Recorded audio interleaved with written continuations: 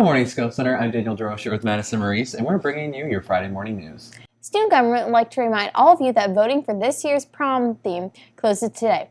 Make sure to vote on Google Classroom if you haven't already. Your vote does matter. You don't want denim and diamonds to be the theme, do you? She wrote the script. In other news, earlier this week, the ambassadors met with the students from the Discovery Center. Danny met with some of you and Mr. McCollum. Yeah, there's just too much. They're like really teeny tiny, like they're in second grade, and they're supposed to be in middle school. Do you feel like their opinions matter? Am I allowed to say no? So who is your child here? So this is Elijah.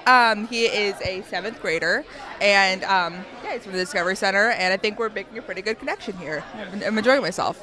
Elijah, how do you feel about your new mom? Good. He says some apparently. Chandra, do you feel like you're ready to set an example for another person entirely? I think I am, because I already have a lot of experiences, and my parents and all the teachers and everyone have set a really good example, so I think I am. Do you feel like you're setting a good example? Of course. Who are you setting a good example for? These children. Who are your children? That kid. What's his name? Mentors are very important in our lives. All of us have them. Usually starts with your parents. Sometimes your teachers are mentors. Unfortunately, sports stars and rappers get to be mentors for some reason. But more importantly, mentors should be people in your life that are a positive influence and help you get where you need to go. Our mentor program, the Ambassador program, here at the Skills Center is designed to do exactly that for the students at the Maritime Center. So what we're doing is we're meeting with them, we're answering their questions, we're helping them navigate some of those difficult decisions that they're going to have to make as they transition into high school. The program is designed to help the stress and the anxiety that a student might feel coming to the Skills Center be alleviated by already knowing someone here and also by knowing some of the answers to the questions that they have. For those of you who planned on attending the Mercyhurst University field trip, it's been rescheduled due to busing issues. Mrs. Mokel will be around with permission slips once the new date is determined. On Monday, we will have no school since it's Martin Luther King Jr. Day. Tyler and Zach went around and got your thoughts on this upcoming holiday. On this upcoming Monday, we have off because of Martin Luther King Jr. Day. In remembrance of his actions to liberate an entire people from the chains of segregation and institutionalized racism that once dominated a considerable portion of the United States of America. Martin Luther King Jr. led an exhaustive, peaceful movement against vehement hatred that had become normalized and institutionalized in the American life. Martin Luther King Jr. would die from a sniper's bullet on the second floor balcony at the Lorraine Motel in Memphis, Tennessee. Every January 15th, we have a day off of school. Why? We went amongst you all and asked you that very question. I think it's a great day that shows a lot of reflection on what we've come from, and we still challenge day-to-day diversity issues, but we're getting better. I think it's a great day to celebrate, especially for blacks, since he was a really big leader. Okay, so Martin Luther King Day it's celebrated to celebrate the life and works of Dr. Martin Luther King Jr., who was one of the founders of the civil rights movement back in the 60s. So that's really where equality for all races and the drive and the push to create equality for all races and for all genders as well. Martin Luther King lived in a time where if you were black and you were on the wrong side of the street, that could mean the end of your life. Martin Luther King Day is a celebration of American freedom, about fundamentally human freedom, about what it means to be human. Race is just your skin color. It's no deeper. And I know that sounds really cliche. As I'm saying it, it sounds cliche. With his sacrifice, and the sacrifices of thousands of other people, millions of other people, black and white, we're here today. We're able to do this. We're able to live as an integrated culture. Are there problems? Yes. But I think that our future is going to be a bright one. CSE will be holding a district open house on January 30th from 5 to 7 p.m. The bowling banquet has been rescheduled today after school. If you plan on attending, meet in Miss Burnett's room. And speaking of after school, snack bags will be handed out. Please remember to be respectful and to not open them in class. Zoe is back this week with another review in his segment, Quick Edits.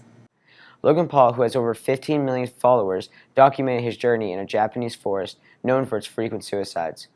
While in the Ekogahara forest, he appeared to come across a hanging body. His reaction was a combination of surprise, seriousness, and of course, humor. He then felt that it was appropriate to edit and post to YouTube.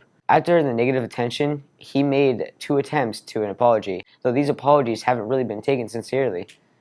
Since 72% of you prefer YouTube to traditional TV, I thought I should talk to some of you in the halls and see what you thought. First of all, I don't watch Logan Paul. He corny. He was laughing at a dead body that he had found. How do you feel about this topic? That's messed up. I have a saying, or I have something to say. Well, I watched the video and I think they were laughing at first, but then they realized it was like a real person hanging, and then they were like, No, okay, first of all, it's not you realize at first because he edited the video, posted the video, all that, so there wasn't no, oh, it was an accident, that type of stuff. I think that he made a mistake. Suicide is no way a joke. And while it is worthy of attention, this is not the way to do it.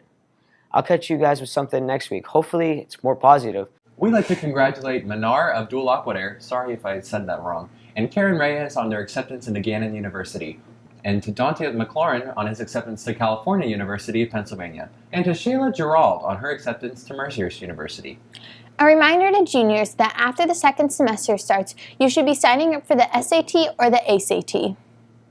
And speaking of the end of the semester, that's just 1 week away. Mr. McCollum is back to discuss the difference between last year's quarter credit system and this year's half credit system. Last year, you earned credit on the quarterly system, 0.25 per quarter, equaling 1. This year, you're earning 0.5 per semester, still equaling 1. The reason for the change is simple. On our transcripts and on some of the documentation that we were sending out, students who didn't earn a full credit or only earned partial credit, meaning 0.25 or 0.75, weren't being awarded those partial credits when they transferred to another school, or it was very confusing when a college or a university looked at a transcript and saw 0.25 or 0.75. 0.5 and 1 are much easier for other schools and colleges to understand, so it's much more beneficial for us to have a semester system. What this means for you is that if you don't earn credit in a quarter, there's a very good chance that you would fail that semester, meaning you would lose 0.5 instead of 0.25. So if you get a 47% in geometry the first quarter and then a 65% the second quarter, that's still going to equal an F for the semester, and you'll lose 0.5 instead of 0.25. So please make sure you're keeping up your grades for this new semester system. And if you have questions at the quarter's end, please stop by my office and we'll talk about it. The Guidance Office now has scholarship applications for those of you who are interested in majoring in business. See Mrs. Mogul as soon as possible for an application. And seniors, please make sure you're working on your grad projects, college applications, and your FAFSA. The more you do it, the less we have to say it. February is American Heart Association Month, and February 3rd is Wear Red Day. Zoe met with Mrs. King for more details. February is fast approaching, and it is Heart Month. And you know, hearts are really important. They're what keep us alive every day. Also, heart disease is the #1 killer in the United States and in the whole world. So this fundraiser is really important. All proceeds that will be raised during this time are going to be given directly back to the American Heart Association. If you have $10 laying around and you want to get a little incentive for giving me those $10, we got shirts from the American Heart Association. Now this year they're a little different. The front is blank, as you can see, but on the back it says, love your heart. Because your heart is really important and you absolutely should love your heart. I have all sizes currently available. They're on sale now. Just come see me in my room. This year I really would love to hit a $500 mark or greater, but like at $100. I've sold cookies in the past. You guys know my mom's cookies are probably some of the best cookies around. I'll bring those back if we can raise $100, and we'll sell a couple, maybe throw a little bit of candy in there, and a nice little pack for $3. And once we go past that, you know, in previous years, Mr. McCullum, remember he shaved his head, you know, mohawk, and then he dyed it, looked like ramen noodles. He's willing to do funky stuff to his hair. I'll dye my hair funky color, you know, as long as it's approved. If you have ideas of things you'd like to see as we hit different money tiers, come let me know. But just remember, guys, love your heart, and please donate to the American Heart Association, all right?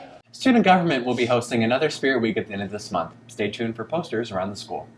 And student government members, if you haven't joined the SGA Google Classroom yet, see me or Mrs. Sezakowski for the code. This will allow you to stay updated on upcoming meetings and future events. The CSE Artisan soccer team had a game last Saturday against Fort LaBeouf Stampede. They miraculously came back from 3-1 down to beat them 4-3 in the end. The goal scorers were, in order, of Sheik, Ellie, Robin, and Pawan, who got the winning goal. Their next game is tomorrow night at 6:25 p.m. at Erie Premier Sports East. Please wish them luck if you see them in the halls. Here's Pawan with your weekend weather report. Hey Skills, me Pawan coming to you with the forecast for this week's weather. Today we have rain and snow with a high of 50 degrees and a low of 14 degrees Fahrenheit. The chance of precipitation is 100%. Saturday it is cloudy with a high of 16 degrees and a low of 9 degrees Fahrenheit. There's 20% chance of precipitation. We end this weekend with Sunday's weather. We have mostly cloudy skies on Sunday with a high of 17 degrees and a low of 8 degrees. Again, we have 20% chance of precipitation. Whether or not you like it, that's the way it is. Have a great weekend, CSE. See you next week. That's all for this week. Have a safe and warm 3-day weekend, CSE.